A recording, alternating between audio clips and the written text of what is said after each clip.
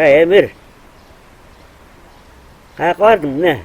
Магазинге бардың ба? Тие кошуна Бүбүш апага майда чүйдө продукт алып келип бердим. Туура кыласың.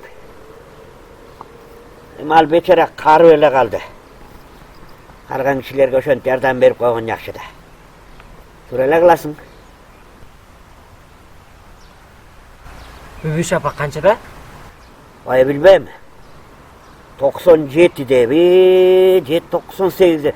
Айтор 100ге чукулдап калды. 100ге чукулдап калды, карып калды байкуш.